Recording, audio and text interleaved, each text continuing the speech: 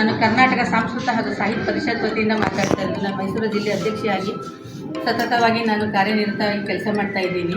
ಇವತ್ತಿನ ದಿನ 80ನೇ ವರ್ಷದ ಸ್ವಾತಂತ್ರ್ಯ ದಿನಾಚರಣೆ ಪ್ರಯುಕ್ತವಾಗಿ ನಾನು ಒಂದು ಚೊಕ್ಕದಾಗಿ ಕಾರ್ಯಕ್ರಮವನ್ನು ಇಟ್ಕೊಂಡಿದ್ದೆ.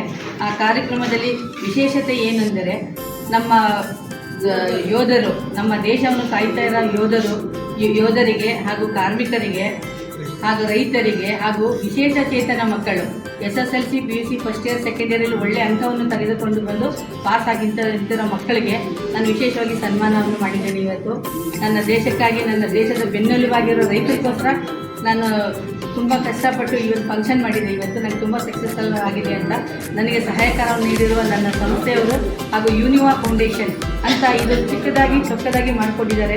ಯಂಗ್ ಜನ್ರೇಷನ್ ಹುಡುಗರು ಈ ಹೊಸದಾಗಿ ಒಂದು ಸಂಸ್ಥೆಯನ್ನು ನಿರ್ಮಾಣ ಮಾಡ್ಕೊಂಡಿದ್ದಾರೆ. ಅವ್ರು ಇನ್ನೂ ಎತ್ತರವಾಗಿ ಬೆಳಿಬೇಕು, ಚೆನ್ನಾಗಿ ತುಂಬ ಕಷ್ಟಪಟ್ಟು ಸಮಾಜದಲ್ಲಿ ಒಳ್ಳೆ ಕೆಲಸ ಮಾಡಬೇಕು ಅಂತ ನನ್ನ ಆಸೆ. ತಮ್ಮೆಲ್ಲರ ಸಹಕಾರ ಎಲ್ಲ ಈ ಹುಡುಗರಿಗೆ ಇರಬೇಕು, ನಮ್ಮ ಸಂಸ್ಥೆಯವ್ರಿಗೆ ಇರಬೇಕು. ಅದು ಎಲ್ಲ ರೀತಿಯಲ್ಲಿ ಇವತ್ತು ಬಂದು ನನ್ನ ಕಾರ್ಯಕ್ರಮವನ್ನು ಯಶಸ್ಸುಗೊಳಿಸಿದ್ದಕ್ಕೋಸ್ಕರ ನನ್ನ ಹೃದಯಪೂರ್ವಕವಾಗಿ ಎಲ್ಲರಿಗೂ ನಾನು ನಮಸ್ಕಾರ ಹೇಳೋಕ್ಕೆ ಇಷ್ಟಪಡ್ತೀನಿ. ಧನ್ಯವಾದಗಳನ್ನ ಹೇಳೋಕ್ಕೆ ಇಷ್ಟಪಡ್ತೀನಿ.